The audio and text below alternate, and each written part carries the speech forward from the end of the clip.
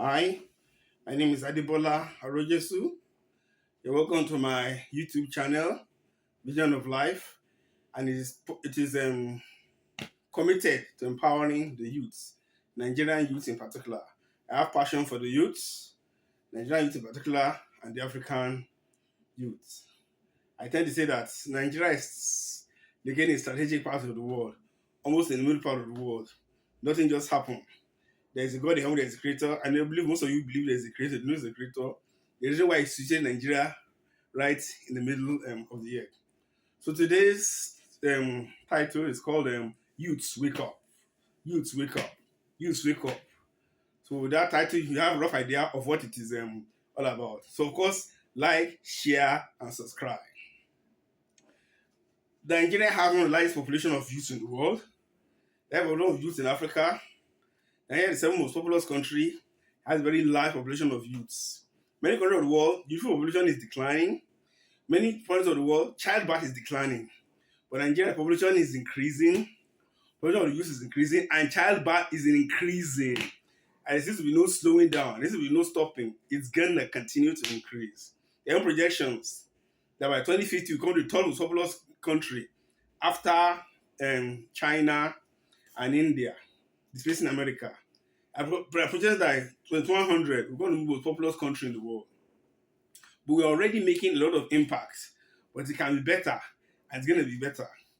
7% of Nigerians are below 30 years of age. You got me right. 30% of Nigerians are below 30 years of age.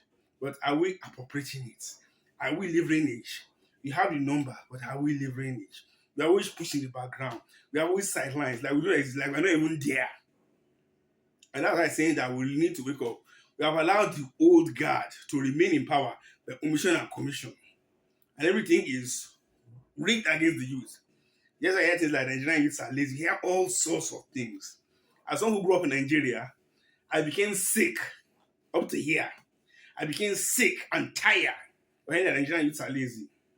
But the Nigerians who help matters. Nigerians join in saying youths are lazy, playing to the gallery, acting without thinking. They're just mimicking what the old people are saying. I know that this old guy are just saying because it's convenient for them. They are saying just it's convenient for them. Nigerian youths are not lazy. Nigerian youths are the most hardworking in the world. Those Nigerian youths that say youths are lazy, if they only sit down and think, you know it's not so. They are just without thinking, with impulse, and emotion. They are just mimicking what the old people say. Because everything in Nigeria is rigged against the youths. And once that some youths were waiting for the old guard to hand it over. Do you get that? They're enjoying it. They are not just going to hand it over. When you're enjoying something, you don't just hand it over. You have to take it. You have to take it. When you want to hand it over, you're going to be waiting forever. You'll never be a whore. You'll never be Uhuru. You'll never be El Dorado. You'll be waiting till kingdom comes. It will remain for the next 1,000 years, 1 million years. The old people will remain in charge. You have to take it. The first law of motion says a body will remain static or uniform motion unless force is exerted upon it. And that thing that makes something to be uniform motion or static is called inertia. You have to break that inertia. If there's a barrier and I put it here, if there is no force exerted upon it, that power will remain there till kingdom forms. So we have to exert force upon it. So we youths, we need to take over. The adults, the old people are not going to hand it over to you. If you study Nigeria, you find out that the system is rigged against those who also are below 60. Those are presently 60 and above. They've rigged everything against us. Is it the government? Is it the bureaucracy? Is it the civil service? Is it the military? Is it the corporate world? Even religion, everything is rigged against the youths. You know, everything is rigged against the youths because they are the one in charge and they do things to favor them. And that's why they do things like banning Twitter, coming against cryptocurrency, or you don't like any Yahoo boys, you don't like any social media.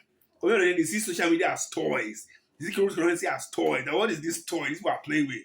Then I want to go to the there was no social media, there was no WhatsApp. They are living the past and they are taking us to the past. This is the information, knowledge we are still living in the past. So we, the youth, We need to take it. We need to take it. We need to take it if we want to have a better life. If we want to have a better life. There is Yoruba that say that Allah ti ṣe ló máa ṣe ara rẹ̀. They do not really want a better Nigeria.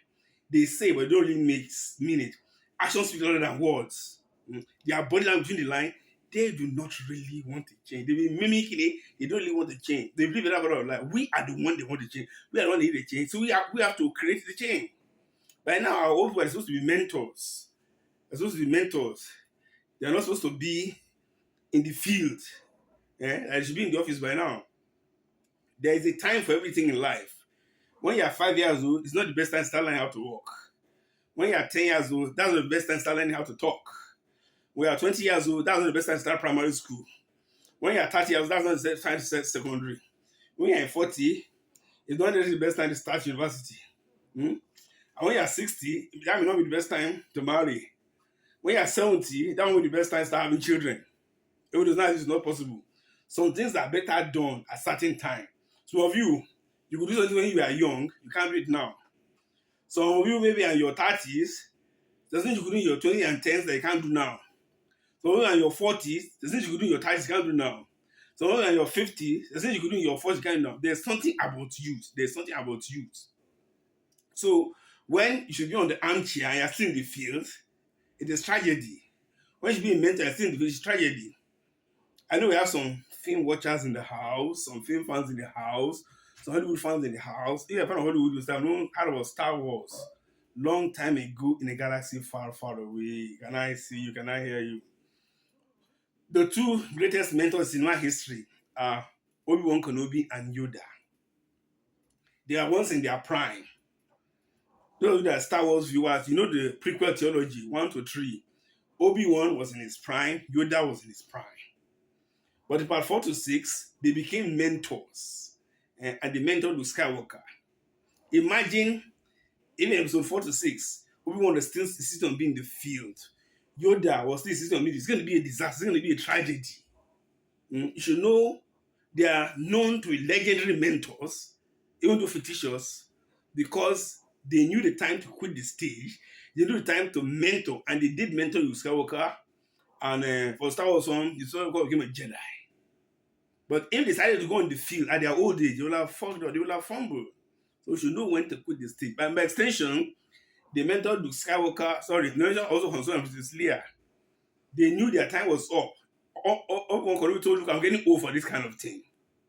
And Luke took the center stage. And that's how it should be. Also, if you're a fan of Hollywood, the third most popular mentor in cinematic history is Mr. Miyagi, the Karate Kid. So you know the Karate Kid of 1984, starring Pat Morita as Mr. Miyagi. He's known as a popular mentor because he was mentoring the Karate Kid. He was not the one in the field. You know the story? He had calls to train Karate Kid for a tournament, and he trained him. And for those who won, if you know that he won the tournament, imagine Mr. Miyagi said, no, I'm not going to train. I want to go to the tournament. You have messed up himself. Don't he have messed up himself? So he's known as a legendary mentor because he mentored the Karate Kid. He was at his prime. So I'm going to go further at the prime. But when he was old, he took the backstage and he mentored the Karate Kid. And there's the remake, 2010. Where Jaden Smith was the Karate Kid. And Mr. Jackie Chan was the mentor. Yeah, his name was Mr. Han. In 84, it was Mr. Miyagi. In 2010, it was Jackie Chan. But he mentored him. It's a similar story. And then Taraji Nelson was the mother. It's a similar story. He mentored him, and the guy won the competition. And he did very well. But imagine if Mr. Han, at his old age, wanted to go for the competition, he's going to mess up himself. So there is time for everything under the sun. You should know when to quit the stage. Say a good actor quits the stage when the vision is louder. You should know when to quit. You should know when to quit. You should know when to quit. There was that read magazines in Nigeria, Newswatch. Dan Agwes wrote an article in the 80s, the trick of dying. The trick of dying. You can dig out that thing. Some people died when they were popular. They know as heroes. Some people were popular, they lived longer, they messed up, and they are known as villains. Just like quitting the stage when the vision is loudest. Even though nobody knows when he's going to die. But you tell me what I'm saying. So you should know when to quit the stage. You should know when to quit the stage. There's another thing I can't buy. There's this thing called Little Miss Sunshine. I don't know whether it's that thing. There's this family road trip. And their matriarch was the chairman of a particular sport while she was in school. And they passed around that school at the same time they were doing that sport. She saw them and said, I used to be the champion. She told her to do the sports. And she said, and she messed up herself royally. I'm not sure it's between with sunshine, maybe. She messed up herself royally. She really messed up herself. She vomited, she was ugly. She disgraced herself in front of her children and her father. And I wondered that, even though it was a film, I wondered, oh, why did this woman embarrass herself? Why did she embarrass herself? You are the champion, maybe some 20 years. Get grown up, we shouldn't try that again. And I think the woman, the students, they say she do it. Lots wanted to disgrace her. I think they be hearing about her name. They are jealous. Let's disgrace this one. So you should know when to quit the stage. And that is what I would have woman. That's what how our politician. That's how the politics in Nigeria. They should have quit the stage by now, but they are still there. And they've made it come on. Evidence shows. Evidence shows. Evidence shows. See how things are in Nigeria. Is this how Nigeria should be? Many of you, 20, 30 years, this is not Nigeria you dreamt of. Many of you went to church, you prayed and you fasted, you didn't you got prophecies. This is not Nigeria you expected.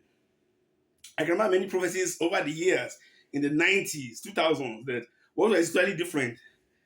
Everything falls on rise and leadership. And this old guy, they are kind of blamed you for everything. But we're not the one in charge. Maxwell said everything falls on rise and leadership. Everything falls on rise and leadership. We are not the leaders. We're not the ones. So why blame us? If you want to blame us, quit the stage. When we forward, then you can blame us. Yes. It happened in some countries where they handed over to you before and old people came back. So if you think it's our fault, quit the stage. Let us even try. So it is wrong to blame this for Nigerian problem when the elders, those who are the people in charge. So youths, you need to take it. This is Europe, as they says, buy the ambassador and not saying no. That the way a chicken is presented in the market determines how much you value the chicken, the price you are ready to pay for it, and how much you are ready to pay for it. We are presenting ourselves poorly in the marketplace. We are not respected by the elders because we've cheapened ourselves. Many of the elders, they've messed up the economy, messed up the nation, messed up the country, and we keep praising them. They are the only one that can do it, and we keep castigating our fellow youths. Come on, youths, wake up, wake up, wake up. You are better than this. Nigerian youths, wake up, wake up, wake up. You are better than this. Sometimes in 2008, I was privileged to be in a certain church. And somebody gave a prophecy that by 2025, Nigeria will be the most comfortable country to live in. You heard what I said? It's not, I didn't make a mistake. It's not a grammatical or whatever. It was said that by 2025, Nigeria will be the most comfortable country to live in. And the minister said that God said, I'm not seeing what I'm about to do. And see what I've already done. That was 17 years ago. 17 years. Which year are we now? 2025. I don't know if you are laughing, you are rolling on the ground. So you are laughing and rolling on the ground. Let me tell you something, let me shock you. It is possible. I know what I said. It is possible.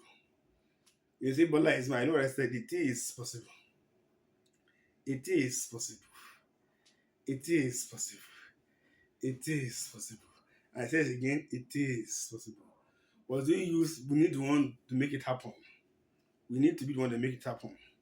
We are the ones that's are going to benefit if there are good roads, electricity, water, infrastructure, good school, employment.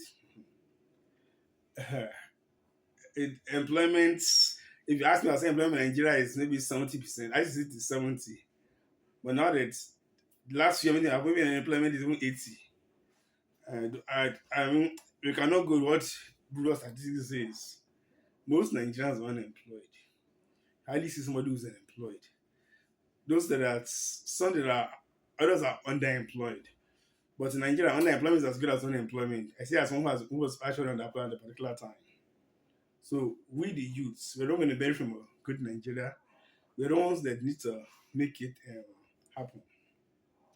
One thing that make happen if we stop mismanaging our resources, we stop misapplication and misallocation of resources. Like Dubai, we all know about the Dubai miracle, the Dubai magic. Dubai is a wonderful place. We make more money from oil than them. I didn't make a mistake. It's not a mistake. We make more money than Dubai in oil. And we started drilling oil long before Dubai. Dubai is a relatively new thing, relatively success story. Dubai used to be a fishing town. We've made more money from oil in Nigeria. Why is it? Mismanagement. Mismanagement with a major aim. If the money allocated is properly utilized, Nigeria will be a better place. Then to be easy thing to be the most comfortable country. The federal allocation, if it's sincerely used for what it's meant for, it's going to turn around to Nigeria. Let's forget federal. I'm not absolving them, I'm not exonerating them, I shouldn't, I'm not. But the states, millions and millions and millions and billions. I mean, allocated to the states monthly, every month. Each state gets billions of naira. Each state. If even if the federal does nothing and states utilize their resources, it's going to turn around even for just a month. Like if month after month, month after month, month after month, month after month, the states are adequately utilizing their resources. They think about what is actually meant for. The local government, yes. The money of the local government, yes, we know it doesn't need to get to them, the state hijack it, blah blah. The money meant for the local government, if the money actually gets to the local government and they utilize it, it's gonna turn things around. It's gonna turn things around.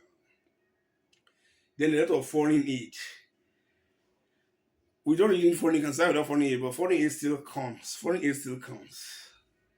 Like maybe it's being hijacked. The foreign aid that comes to Nigeria yearly, if it's actually being used to develop Nigeria, Nigeria will have been developed. Can see many leakages, many exit points, many entry points. Then many of these foreign companies, they come to Nigeria and they don't pay tax. They don't pay tax.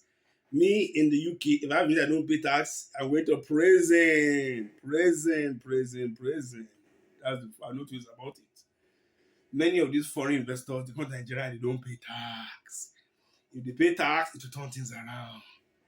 Then there's so many leakages, front, right, and center. Through the public sector, a lot of money is frittered away. Either one utilize Nigeria to turn Nigeria around. There's so much focus on the public sector. I'm not saying that is wrong, but we take our eyes on the private sector. It is said that more money is being frittered away through the private sector, even more than the public sector. Either money is not being frittered away, and it is used for what it is meant for. That will make Nigeria, it will make that prophecy come to pass fast. That you say, is this Nigeria or is this heaven? Or a little bit low, is this Nigeria or is this New York? Is this Kano or is this New York?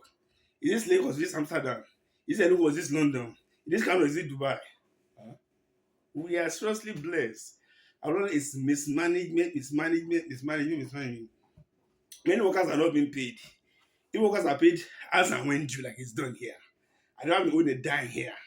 If workers are being paid as and when due, and they are taking out their basic needs to turn things around to stimulate the economy. And if contractors too are being paid, government is owning a lot of contractors as and when to turn things around. And then government are owning many workers, including me, a lot of money.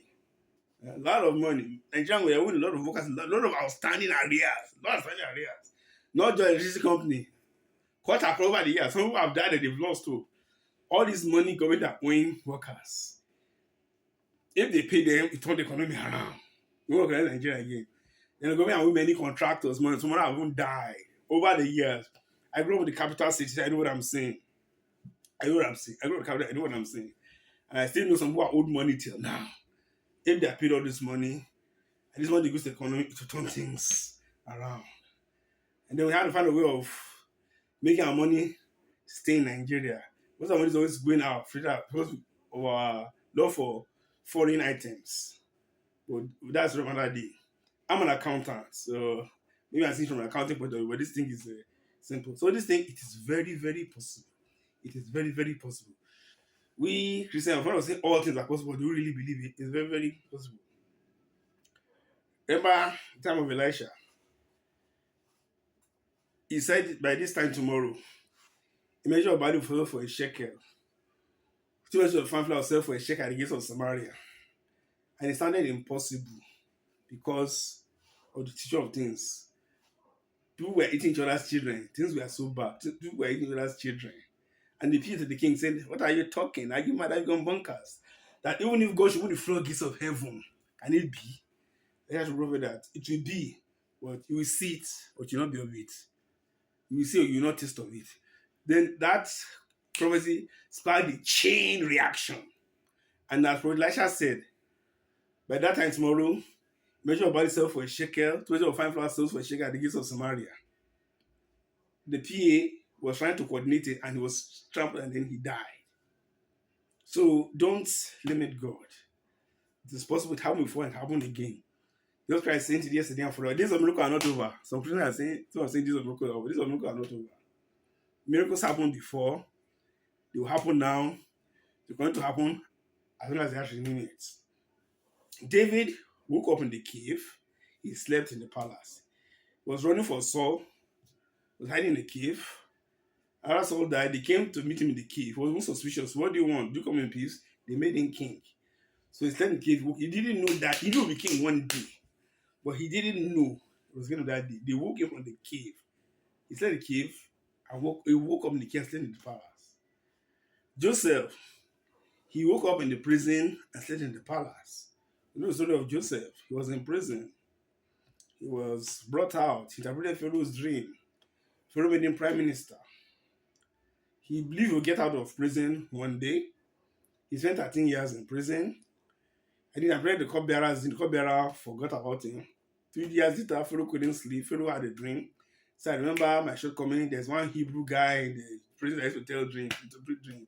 And he made him prime minister before you knew it. So it is still possible. It happened before and it happened again. Who told you? Where do you get this idea that miracles cannot happen again? We go to church, we pray, we fast. We're the greatest praying country in the world, yet we don't believe. It can happen, and it will happen. Let us not doubt God. Mhm. God has but only the youth can make it happen. If you are waiting for the old people, you are going to wait forever. You wait till kingdom comes. Mhm. I think I've said this more often enough. You are the one that's going to benefit from a better Nigeria. You are the one that has to make Nigeria work. So it can happen, but it's only the youths that can make it happen. I've said it a zillion times. God has a special purpose for Nigerian youths. God has a special purpose for Nigerian youths. It's going to Nigerians to change Nigeria, change Africa, and change the world. So if this is going to happen, it's the youths that are going to make it happen. So let's make it happen. Let's make it happen. Are you ready? Are you ready? Get it. Let's make it happen. Yeah, today is my birthday. I turned 43 years old today. Okay, I was about to ask my age. I was trying to ask my age before I got excited. Because some people say I look 20, some people I look 25, some people I look 30, some people say I look 40, look 45. Many people say I look 40, whatever. I'm 53. I would have happy if I was still 40 or 20. The main things I know now that I didn't know then. If I knew this when I was 20, 30, 50, it would have been much better. So I'm 53. Happy birthday to me. Happy birthday to me. Happy birthday, dear Bola. Happy birthday to me. We wish you many happy returns of the day. Long life and prosperity. Ibi hooray. Ibi hooray. Ibi hooray. Today is my birthday. Yeah. This is the clothes my wife got for me. My birthday. He said tired. So I'm tired. Yes, I'm tired of Nigerian youth suffering, being in poverty, in the midst of prosperity. Mm-hmm. In 1993, 1994, when I was at Modibo University, Zaria, I can remember when I was 100 level that time, the first year university. I remember I was in B48. Those that don't use Zaria Congo campus, it was the last block, the last floor, the last room. Some people said that we nearly didn't get a room. It's like maybe the Congo authorities didn't want to give us a room. Someone said, let's give them a room. Mm-hmm. There's my roommate, Oye. We just talking generally, we used to talk about this Arabian thing, about genie, saying she asked for 3 wishes. So it's like, if a genie asks for 3 wishes, what do you say? I said, I don't believe it. I said, in case, I said, okay, I won't tell you the first one. I said the second one, Nigeria was going through crisis that time. Nigeria was going through political crisis. I said the crisis to be resolved. I like Nigeria to become a political Eldorado. I like political stability. I want economic prosperity. I want Nigeria to be the greatest country in the world. Then Oye said, are you mad? Bola, are you mad? Are you mad? That is your second wish. Yes, my second wish. I wanted Nigeria. And it hasn't happened many years later. It is still going to happen. 93 to now. Is that not 33 years ago? If I'm not mistaken, it is still going to happen. It should have happened. It's because we didn't want to say nothing unless we make it happen. We use if not made it happen. We're waiting for the old people who are enjoying the raw decision to make it happen. We use how to make it happen.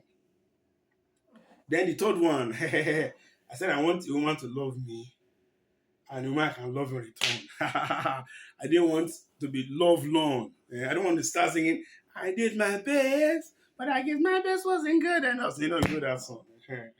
Lionel Richie, last American Magic. One-sided love. I've got a woman that I love and one that I love. The first one is just what I'm doing now. That's what I'm doing now. But as it unfolds, I will let you know. As it unfolds, I will let you know. As it unfolds, I'll let you know. That's what I'm doing now. Mhm. So this is starting something great. The beginning of something great. As Paul said, things I want to do, I don't do. Things I don't want to do, that's what I find myself doing.